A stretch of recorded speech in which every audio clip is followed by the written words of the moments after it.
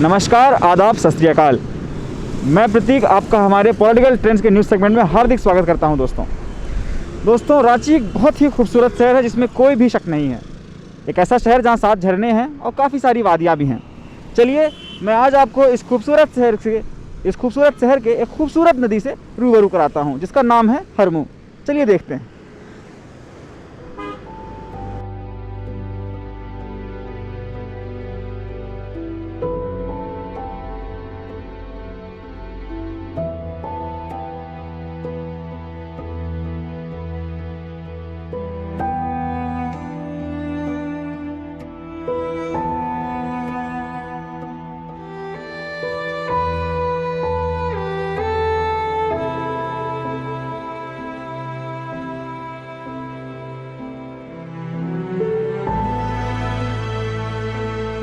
तो कैसी लगी दोस्तों आपको रांची शहर की यह खूबसूरत नदी?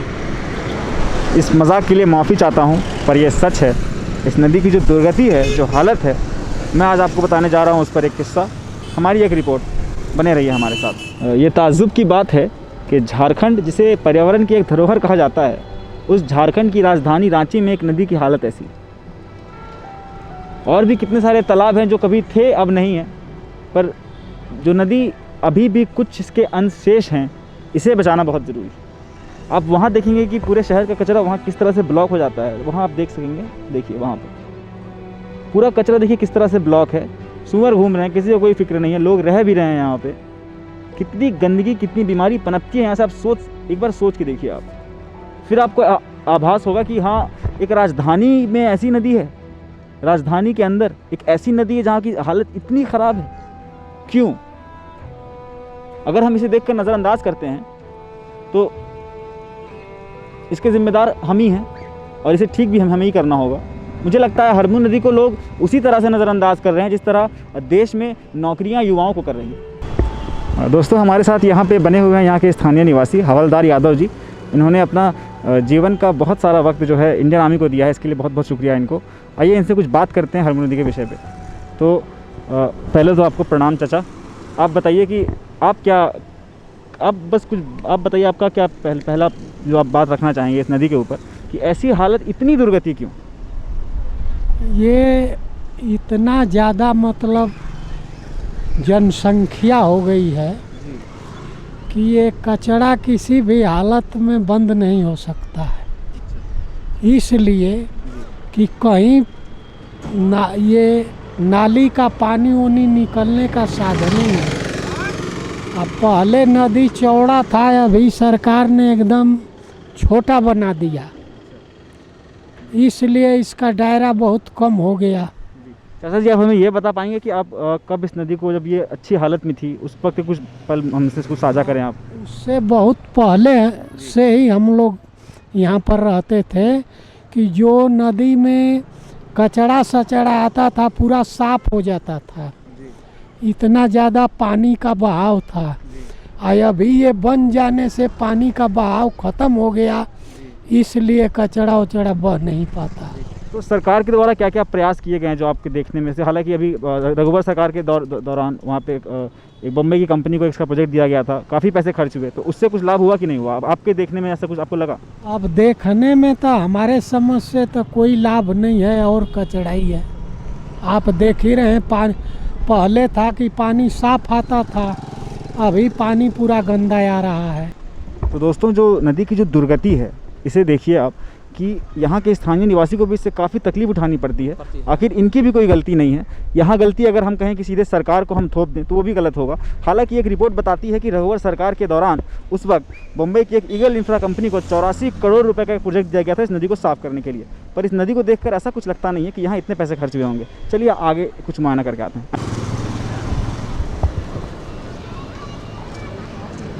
रांची का स्वर्ग द्वार कहा जाने वाला मुक्तिधाम, जी हाँ, ये हरमू नदी पर ही स्थित है। पर अफसोस ये है कि तीर्थ जहाँ पर जो मुक्ति धाम होते हैं दोस्तों, हिंदू धर्म में जहाँ पर लोगों को जलाया जाता है, वो बहुत ही पावन स्थल होता है। बहुत ही उसको एक तरह से वो कहीं ना कहीं एक तीर्थ स्थल है। और जो दुर्गति है इस तीर्थ स्थल की, इस नदी की, वो देखते बनती है। क्या कारण है कि नदी की इतनी ख़राब दुर्गति को देखते हुए भी सरकार यहाँ कुछ नहीं कर रही है? आइए देखते हैं अंदर चलकर इसकी कुछ झलकें। चलिए।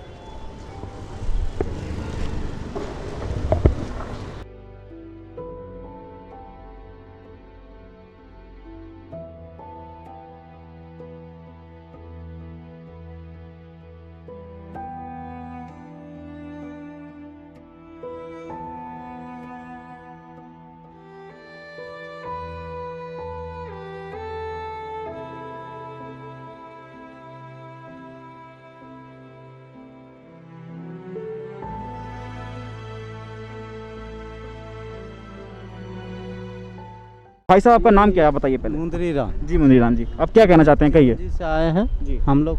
एगो लाश लेके आए हुए जला रहे हैं, जी है ना। जी कोई गरीब इंसान कोई हुआ तो उसको चंदा उंदा करके हम लोग जलाने के लिए आए हुए हैं। जी यहाँ करीब हम 30 वर्ष पहले हम यहाँ नदी में नहाया हुआ है भी करते थे, अच्छा है ना। एगो बुढ़िया को लाश लेके आए थे, उस टाइम नहाया हुआ है करते थे।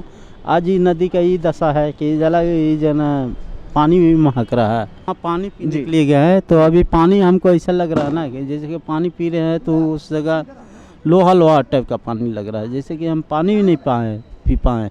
मुंह को सिर्फ कुला करके चला है। प्यास तो लगा हुआ है क्योंकि हम पानी नहीं पी पाए वहाँ। मैं हरमू नदी हूँ आपकी माँ, मेरे आंचल में कूड़ा कचरा न बांधो, कृपया मुझे स्वच्छ रखो ताकि तुम भी स्वस्थ रहो। तो दोस्तों इस कथन को क्या हम सच कर पा रहे हैं? क्या हम रांची वासी इस कथन पर खड़े उतरते हैं? ये सवाल हरमू नदी की ये हालत आखिर किससे किया जाए? सरकार से या सुरक्षा कर्मियों से या फिर किन से? क्या सिर्फ सरकार ही जिम्मेदार है? क्या पर्यावरण की दुर्गति की जिम्मेदारी सिर्फ सरकार की ही है, हमारी कुछ नहीं? कब तक हम यूं ही हरमू नदी को ऐसे बर्बाद होते देखते रहेंगे? आइए पास चलकर देखते हैं हरमू नदी की कुछ हालात। चलिए।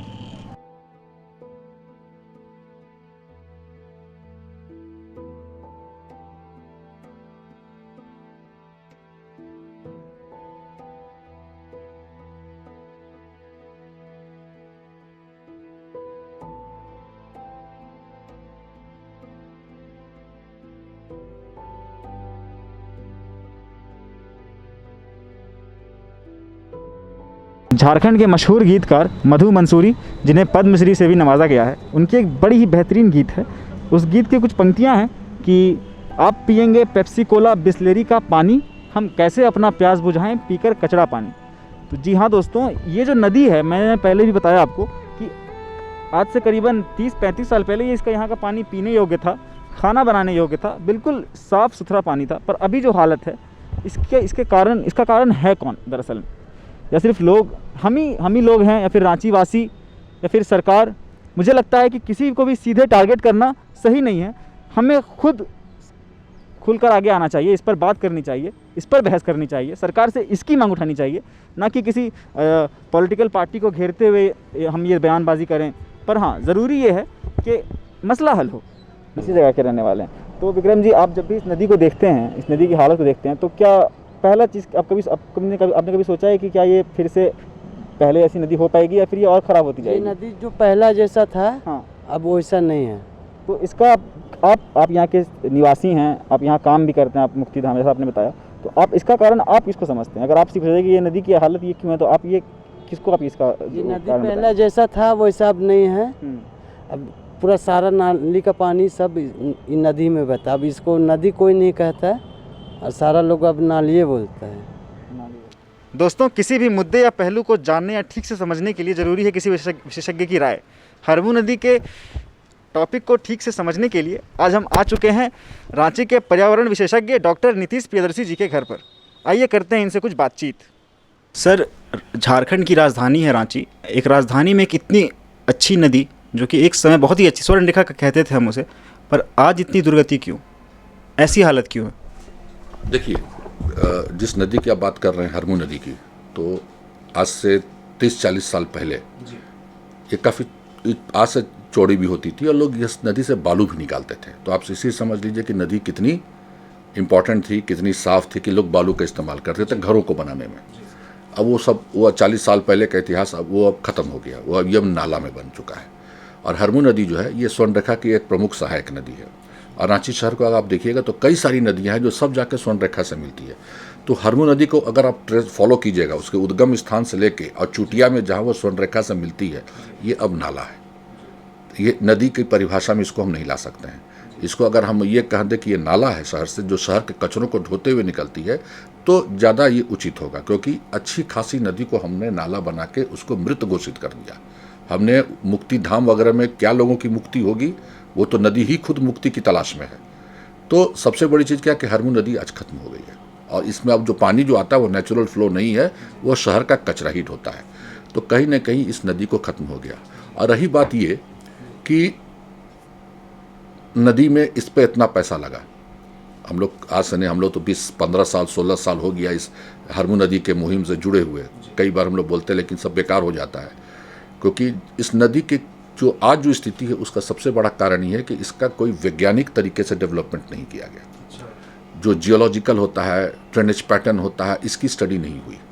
तो उसके चलते क्या होता है कि किसी भी नदी का आप कहीं का कंसेप्ट उठा के, बॉम्बे का, साउथ इंडिया का कंसेप्ट उठा के रांची में आप नहीं डाल सकते हैं। सबकी जियोलॉजी अलग होती है, रॉक टोपोग्राफी अलग होती है, ड्रेनेज का जो फ्लो होता है, स्लोप वगैरह होता है, सबका अलग होता है। तो एक का कंसेप्ट उठा के दूसरी जगह आप नहीं थोप सकते हैं। यहाँ इस डिटेल स्टडी होना चाहिए था, जिसमें आपका रिमोट सेंसिंग भी स्टडी होनी चाहिए थी, जो उसका भी डाटा को कैसे नदी फ्लो कर रही है। और हरमू नदी की भी कई छोटी छोटी सहायक ट्रिब्यूटरीज जिसको बोलते वो है, हमको उस पर भी ध्यान देना था, क्योंकि वो पानी लाके नदी को देता है हरमू को, हरमू पानी जाके स्वर्ण रेखा को देता है। तो इस तरीके का एक बहुत बढ़िया ड्रेनेज पैटर्न होता है नेचर के द्वारा बनाया हुआ। हमको सारे चीज़ को सर्वे करना हो चाहिए था, जो कि दुर्भाग्यवश शायद नहीं हो पाया, जिसके चलते आज इस हमने नदी को और छोटा कर दिया। नियम ये होना चाहिए कि नदी को और चौड़ा होना चाहिए, तो हमने हरमू को पतला कर दिया, सीमेंट से ढक दिया। तो नदी को तो आपने बांध दिया, तो बांधिएगा तो नदी तो अपने आप मृत होने लगेगी। और दूसरी बात क्या है कि उसमें सबसे नियम था कि नदी को चौड़ा करना था, इंक्रोचमेंट हटाना था। देखिए नदी खत्म हुई अतिक्रमण से। और पुरानी सभ्यता जहाँ आप देखिएगा, जितना भी इतिहास उठाकर देख लीजिए, जो भी सभ्यता हमारी आई है नदी किनारे ही आई है, ठीक है। तो नदी किनारे बसने से क्या होता है कि लोग बसते गए, क्यों? क्योंकि पानी की ज़रूरत थी, कम्युनिकेशन। इसलिए आप देखिएगा हरमू नदी किनारे डेंस पॉपुलेशन है, लेकिन वो डेंस पॉपुलेशन सारा का सारा कचरा हरमू नदी को दे रहा है। लोगों में जागरूकता भी नहीं है। सर मैं आपसे यहाँ पे क्वेश्चन करना चाहूँगा। सर वहाँ से हम लोग गए रिपोर्ट बनाने, तो वहाँ कुछ लोग हमें बता रहे थे कि करीबन 30 से 35 साल पहले वो नदी, उसका पानी खाना बनाने योग्य था, पीने योग्य था। तो अभी सर कोई भी वो है कि अभी फिर से उसको पहले से बनाया जा सकता है? देखिए बिल्कुल बनाया जा सकता है हरमू नदी को, ऐसा कुछ नहीं कि नहीं। जब थेम्स नदी पोल्यूशन फ्री हो सकती है इंग्लैंड की, जो सबसे ज़्यादा पोल्यूटेड नदी थी वर्ल्ड का, तो हरमू क्यों नहीं हो सकता है? होना चाहिए, विज़न होना चाहिए, साइंटिफिक अप्रोच होना चाहिए। और प्लस जो हमारे ट्रेडिशनल मेथड्स थे झारखंड के, जो हमारे आदिवासी और उस वक्त के लोग हमारे करते थे नदियों को बचाने का, वो सब मेथड लाइए आप, क्यों नहीं होगा? सबसे बढ़िया कि उसके उद्गम जहाँ से निकलते हैं वहाँ से इंक्रोचमेंट हटाइए। मोहल्लों का जो भी आपका कॉलोनी है, चाहे शहर का, कचरा को उसमें जाने से रोक दीजिए। पानी बिल्कुल मत जाने दीजिए, इंक्रोचमेंट हटाइए, बहुत ज़रूरी है। और इंक्रोचमेंट हटाने का ये मतलब नहीं है कि आप उठा कहीं फेंक दिए। जो लोग वहाँ लगता है कि आपको इंक्रोच किया, उनको कहीं भी स्थापित कीजिए। देखिए जो 20 साल से 25 साल से वहाँ रह रहे हैं, उनको भी वन नाइट कहिएगा हम हटा देंगे, तो वो भी एक उन लोग के लिए बहुत कष्ट का कारण बनेगा। तो उस प्लानिंग के साथ हटाइए। जैसे हमारा साबरमती नदी किनारे जो लोग थे गुजरात अहमदाबाद में, उनको हटाया गया, उनको पहले जगह दिया गया, तो लोग खुद ब खुद छोड़ के चले गए। तो आज साबरमती नदी बहुत कुछ डेवलप कर चुकी है, जो हम लोग देख के आए। उसी तरह यहाँ भी जो लोग रह रहे हैं वहाँ पर, उनको अगर हम पहले से कहीं स्थापित करें कि भाई आप ये जगह छोड़ दीजिए, क्योंकि नदी है। क्योंकि देखिए नदी में क्या होता है, नदी को आप जितना इंक्रोच कीजिएगा तो क्या होगा, उत्तराखंड वाला आपदा होगी। क्योंकि उत्तराखंड में भी वही हुआ, उस नदी को दबाते हम लोग चले गए। हम लोग सोचा बाढ़ नहीं आएगी, एक ही बार बाढ़ आया, इतने हजारों हजार लोग मर गए। तो नदी में आप जितना दबाते जाइएगा, नदी तो अपना रास्ता खोजेगी।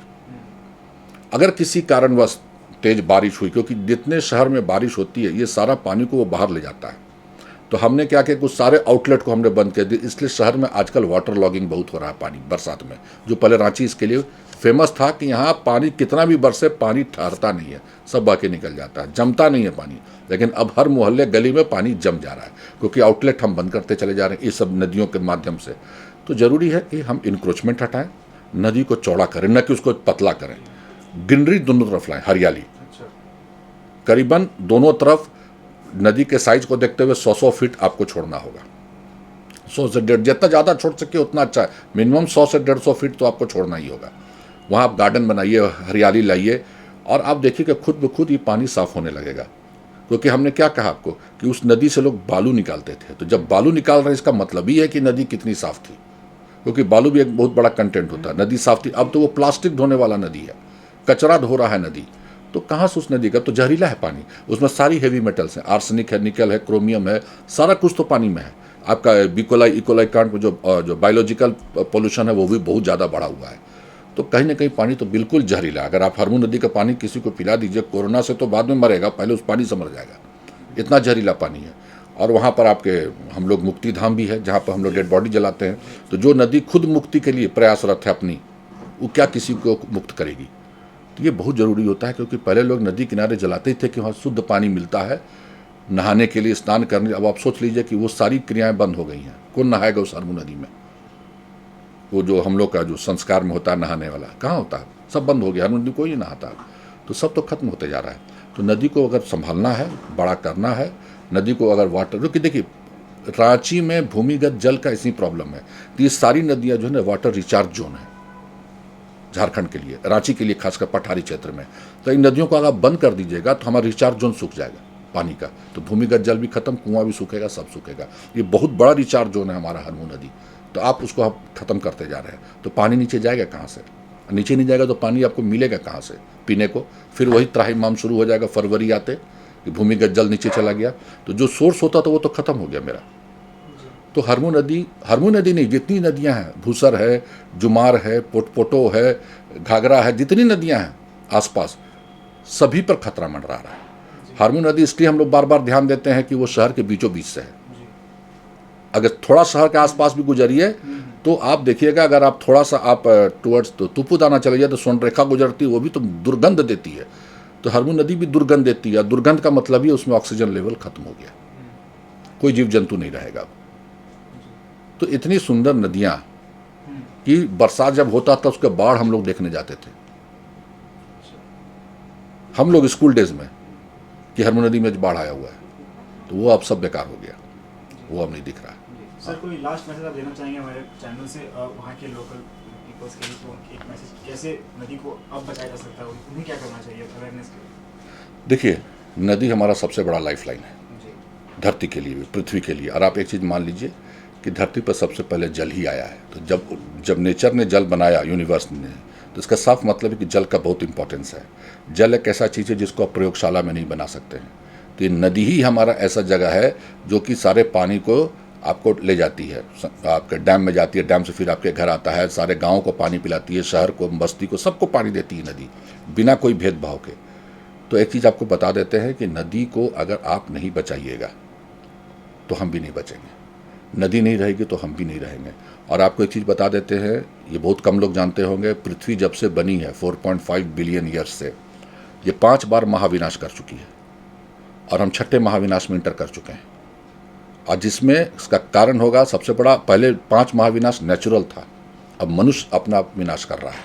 और ये सब उसका एक ट्रेलर है कि नदी को हम दबा रहे हैं, नदी को ख़त्म कर रहे हैं। ये शुरुआत हो गई है।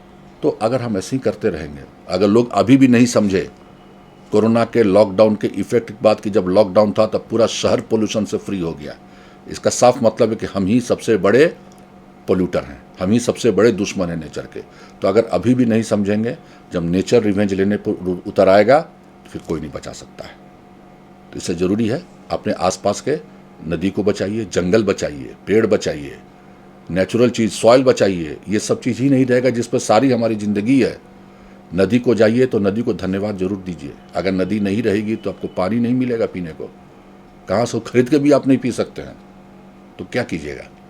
तो लोगों में अब ये, मैं एक तरह का भय भी लाना चाहता हूँ कि आने वाला समय बहुत ख़राब है। क्योंकि अब पहले लोग नदी सूखती थी, तालाब सूखते तो विस्थापित हो जाते थे, अब आप कहाँ जाइएगा? इतना बड़ा शहर कहाँ जाएगा? तो क्या कीजिएगा उसके बाद? बहुत बड़ी आपदा है। तो नदी को आपको बचाना बहुत ज़रूरी है। हरमू नदी एक ट्रेलर है जो दिखा रही है कि हमको अगर आप नहीं बचाइएगा तो स्वर्णरेखा भी गायब होगी, धीरे धीरे सारी नदियाँ गायब होंगी। ऐसे ही कर करके हम लोग गायब करते चले जाएंगे, फिर हम ही नहीं रहेंगे। नदी नहीं रहेगी तो हम नहीं रहेंगे। तो ख़त्म करते हैं हमारे आज के इस सफ़र को, हमारी इस रिपोर्ट, जो कि हमने आज आपको हरमू नदी के बारे में कुछ बातें बताई।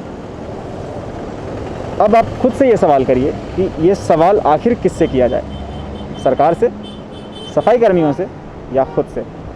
मैंने पहले भी बताया आपको कि हम भले ही अभी इसे नज़रअंदाज कर रहे हैं, पर जो आने वाली रांची की युवा पीढ़ी है वो आपको कभी माफ़ नहीं करेगी इस नदी की दुर्गति देखने के बाद। ये थी कैमरामैन विजय साहू के साथ हमारी रिपोर्ट। धन्यवाद।